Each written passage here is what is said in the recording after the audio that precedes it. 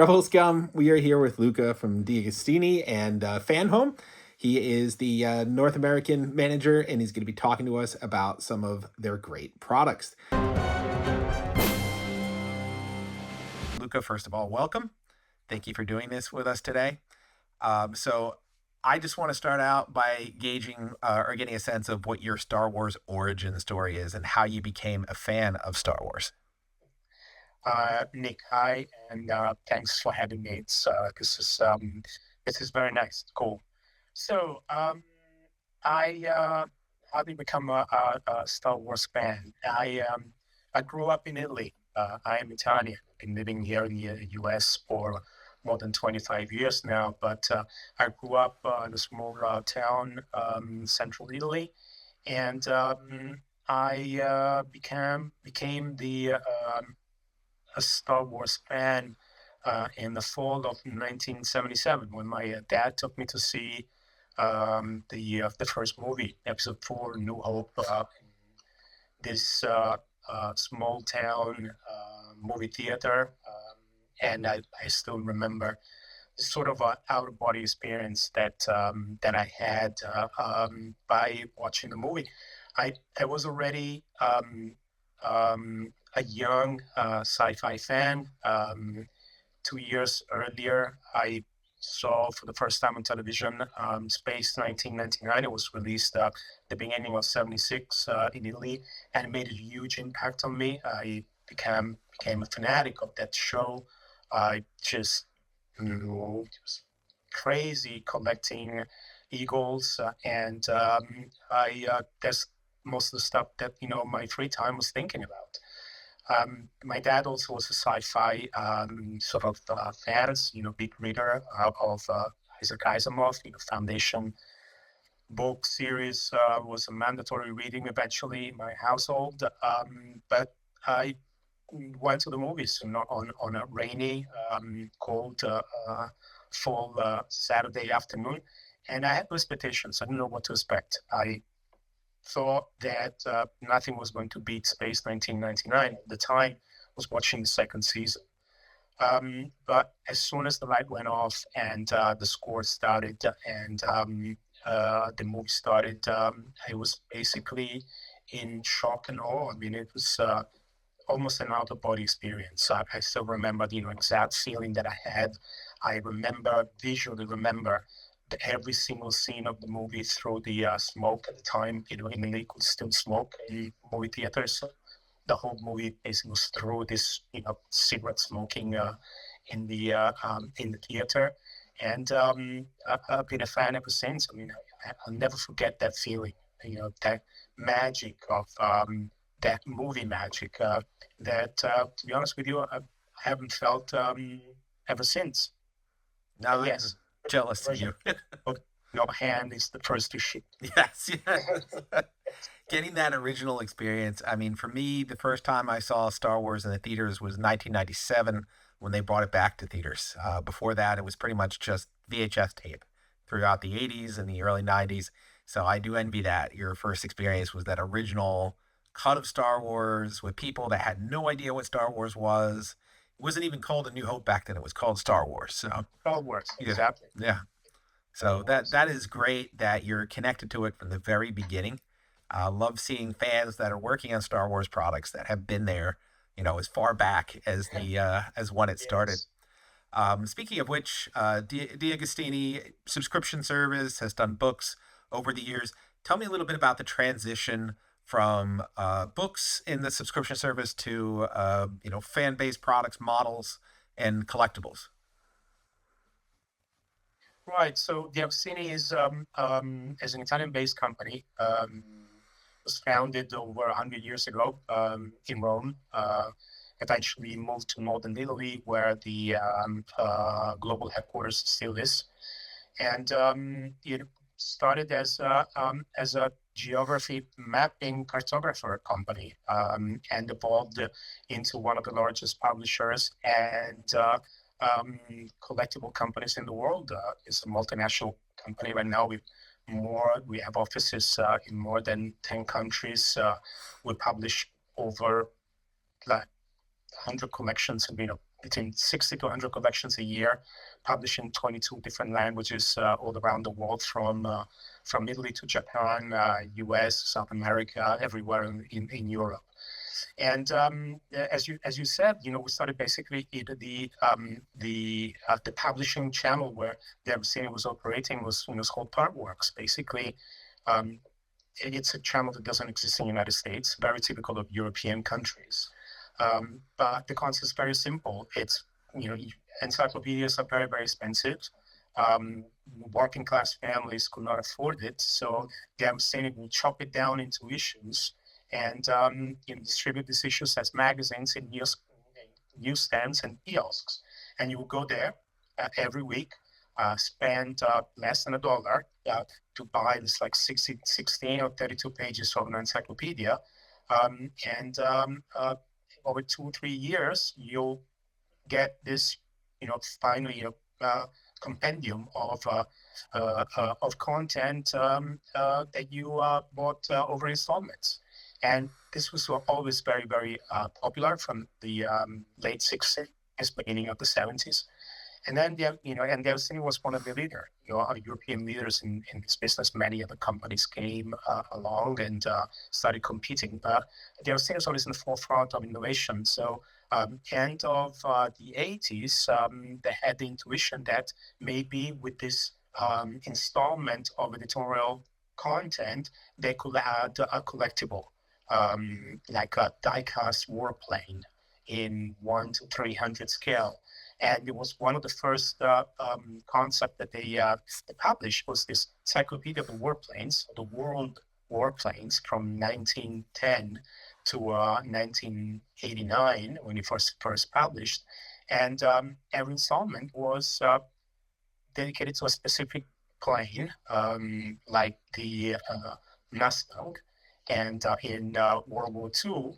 And when it came out, it had a Mustang, 1 350 scale diecast collectible. It was a huge success. It sold like millions of copies, and that concept was spread to cars, to boats, to many other collectible products. Over the years, the leap going into licensed products was almost a natural leap, and it happened at the beginning of the year 2000s. And then, so one of the first collections was, marble figurines made of metal, actually, with something that is absolutely, big no-no nowadays. But, first collections was this marble figurines made of lead. And so people would go buy this magazine with like 32 pages of content of Spider-Man, and also get the figure as a collectible. Another big huge success. And around the same time, the beginning of the year 2000, the Latini started working on engineering a new concept, what we call build-ups. So, taking a large-scale model, mostly die-cast, and break it down into pieces that people could assemble easily without any modeling skills, just push and click or just screw in techniques. And it was, don't remember exactly what was the first model. I think it was a Fiat or a Citroen die-cast 1/8 scale model that was basically published on the same basis. You subscribe, mailing subscription, and you start getting packages every month and instructions how to put it together. So over 2 years, you will complete a fantastic high quality model at a price which is substantial, but over installments. So, can't afford to drop $1,000, $1,500 for 1/6 or a 1/8 scale model of a die-cast car, but you buy over installments over time.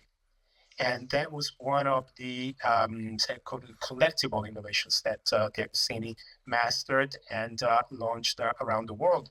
From there, the leap into licensed vehicles, licensed figures was very was straightforward.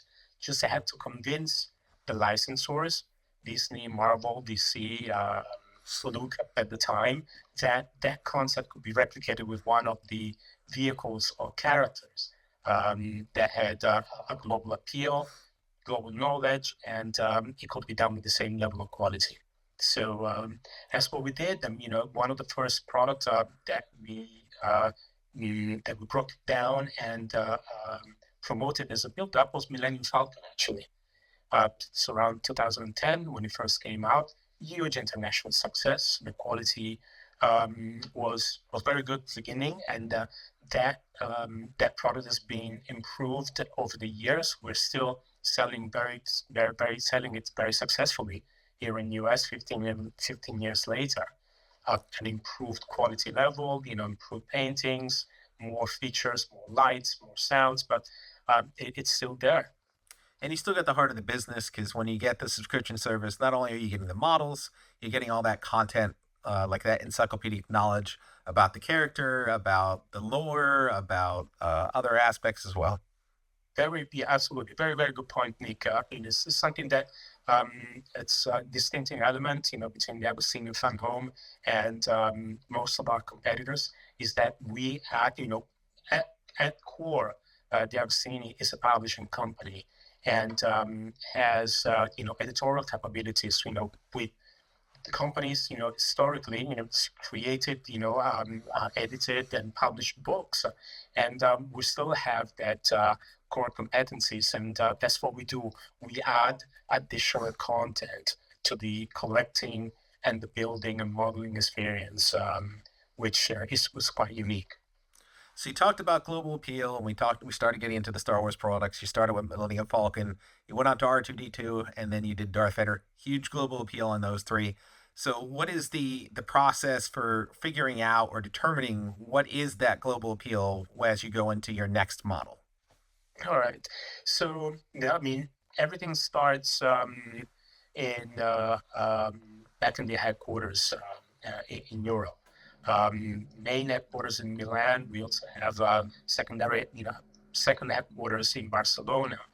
And in these two places, we have as where a score of product development experts, editors, and engineers basically reside, and they have this geek out sections in which they come up with new concepts, what we call them internally, and that's what they do all the time. Um, they start from an existing license, and because they're fans more than and first and foremost, they come up with products that they would like to see. This list of ideas is submitted to marketing. We do first screening, and then we submit these screened ideas to our fans and subscribers. So we do constant surveys. We ask our fans, our customers, do you like this? Do you like this more than this other thing? And what would you like? You know, would you be, would you like to buy it if we did it? And we assess the answers. The answers is yes, we like this more than these other ones. But you have to do this more than, I have to do this version rather than this other version. And, we listen to our customers and, over a period that lasts from idea conception to launch, more than 2 years on average, we come up with the products, fantastic products that we try to promote here in US as well as everywhere else in the world. All right. Well, building off of that, what fans are looking for, there are underserved niches out there in collecting. Specifically, people in scales of 1/6 are looking for vehicles to go with their figures they have, and no one seems to be making anything that large. Is that something Fanhome could consider filling that gap and doing a different scale, 1/6, like a large X-wing or something that could fit those Hasbro figures that we have nothing to display in them, to display them in right now in terms of large vehicles like that? Is that something Fanhome could do? Are there licensing issues that prohibit that scale? Tell me a little bit about the possibility of filling that need from fans. Okay, so This is this complex. How much time do we have? But just to cut the story short, is Disney, um, Marvel, Lucas, and we have fantastic relationship, but the contracts and the terms of the contracts that we have are very, very specific. And normally they are they limit our development possibilities within certain parameters, which are very strict. So we can do things on a certain scale, and that scale only. Okay. If we want to go outside scale, we have to ask for licensing approvals. We may get approval for certain countries and exclude others. Just to give an example, I mean, one of the most successful collections that the Agostini ever published is called Star Wars Ships and Vehicles. And I don't know if you're familiar. I'm familiar with that. I got some of those. Yeah. Right. So it's a European, hugely successful collection of more than 100 diecast vehicles in different scales, because they all come in shape. They're all different sizes in the movie stories. But we don't have the rights to sell them in the United States and North America, so they will never make it to this country. And it's the same thing when we start coming up with concepts of creating scenes or dioramas, or having different product categories. That's my next question. Yeah. Go ahead. Well, my next question is going to be: can you do scenes or dioramas? Does the license allow you to do that as well? It's an ongoing conversation with the licensor all the time, and so far, to be honest with you, I can't reveal the details of what be the ideas that we've been submitted. But no, we haven't been successful. But we, as I said, we come up with concept on a constant basis. We submit it to them. We discuss them with them. We, they don't, most of the time they don't say straight. No, sometimes they say straight. No, don't forget about this. This is master license. This is Mattel, Hasbro, and you have no way of getting there.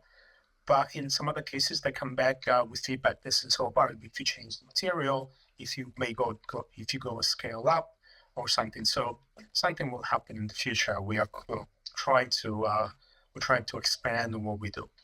Having said this, the core focus of the Agostini Fanhome is large scale models. Is where we sell. Is where we think that we have best shot of filling a niche that is not super competitive, mostly because we have filled it and we are there, launching. We launch on average 10 to 12 new products in the United States from different brands and licenses every year in the United States. So this is where we're at. All right. So you're going to be at, Fanhome's going to be at New York Comic Con, as I understand. Yep. Are fans going to have a chance to interact with the models and see how they have articulation, see the sound, see the lights? Absolutely, yes. So we're going to be displaying this time around. We're going to have a very large booth at NYCC this year. We're going to be displaying 19 different models. Wow. Different brands, and we are going to have the current 3 models: Star Wars model, Millennium Falcon, R2D2, and Darth Vader there. But yeah, that's very painful. That is very painful. That collection that I mentioned to you before. I think the diecast vehicles, more than. I think it got to 100 vehicles that we developed, that we got exclusive molds for manufacturing. It's a fantastic collection. It spans from Star Wars, the first movie, all to the latest iterations on Disney Plus. The streaming series. It's got fantastic models, and unfortunately, they're not available for the American fans. Yeah, you got to pick them up if you're overseas. Absolutely. I strongly suggest it. You can find them in most of the, if you travel to UK, You can still find them in most of the newsstands there. Hmm. I gotta say, with a lot of the vintage stuff, Palatoy was the distributor out in the United Kingdom, and they had some really good articles in a lot of advertisements for the toys, but it was all in like Doctor Who magazine that was in the UK and all those kinds of publications. So if you want that stuff, you'd have to go out there to get a hold of it now. But yeah, I understand the exclusivity based on that. But this was really exciting. Looking forward to that. Hopefully, you guys will have some promotional images we can share soon Absolutely. as well. Yes, yes, yes. We'll share some. We'll definitely share with you some. We'll give you some exclusive look on promotional materials. Images as soon as they become available. Perfect. Well, thank you for your time. I appreciate hearing about the company, about the product line. You're a fan, so we always love seeing a fan working on this stuff. Thank you very much. It was a pleasure, Nick. Thanks very much for the opportunity.